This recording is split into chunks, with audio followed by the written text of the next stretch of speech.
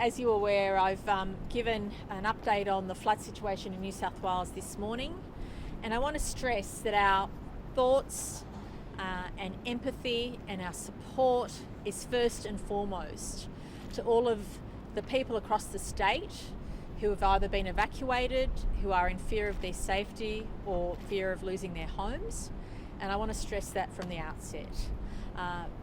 However, having considered that, the New South Wales Government was always intending to make some further announcements today in relation to easing COVID restrictions, and I appreciate the timing of this, but I also appreciate how important it is for New South Wales to keep moving forward even during difficult times.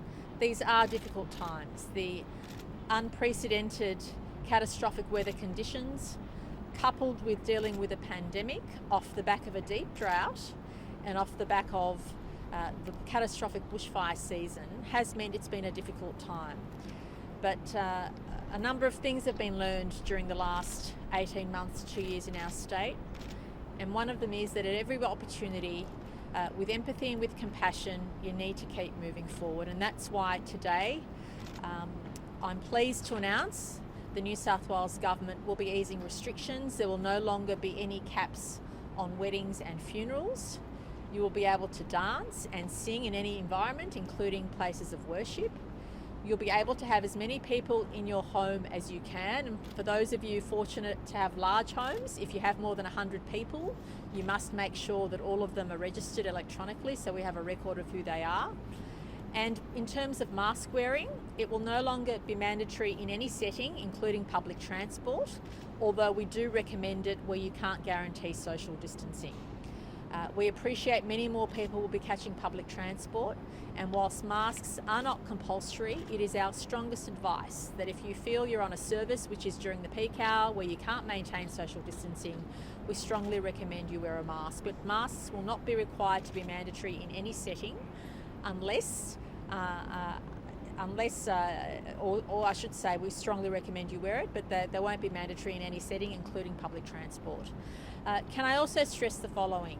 These easing of restrictions will only work if all of us stay COVID safe. And what does that mean? It means good social distancing. Most importantly, it means registering QR codes wherever we go. Now that is the key to our success. If there is an outbreak and we can't identify all the people in a particular venue, we'll be having to go backwards again, and I don't want to see that happen. We are doing really well, and the way that we'll continue to do well is a couple of things. And firstly, it's registering. We're not telling businesses how they should make it happen, but my expectation is that every time you enter a premise, every time you attend an event which requires a QR code, that there are people in place to make sure that happens. And it's up to the business or the organisers of an event to make sure that happens, but we desperately need everybody to keep registering QR codes. And I'm also making sure that over the next few weeks we're going to up compliance, so whether it's through our regulators or through the police, there are harsh penalties for people, for businesses and organisations who don't comply with the QR codes. And we will come down hard on businesses and individuals if that's not maintained, because compliance and keeping COVID safe is key to this. Can I also stress the following point? I am so deeply grateful that 12,300 people came forward and got tested in the last 24 hours. Now, given the extreme weather conditions we experienced and given what many people were going through, that is a great result, and we need to maintain that. If you're feeling unwell, you need to get tested and stay home. Stay home, don't go anywhere, because we need to do everything we can as we're easing restrictions to make sure we keep the virus at bay if it does escape and it does get into the community. And of course, I'm also pleased to say that the vaccine rollout in New South Wales is going well, notwithstanding the difficult circumstances.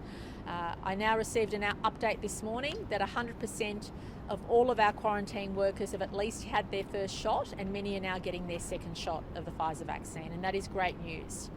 We're also moving on to vaccinate the families of the quarantine workers in addition to frontline health workers. So every day that we move forward, the risk is reducing, and we are living in a COVID safe way. We will be living with COVID for 3 or 4 years, perhaps. Health experts can't tell us, and nor should they be able to, because it's an unknown.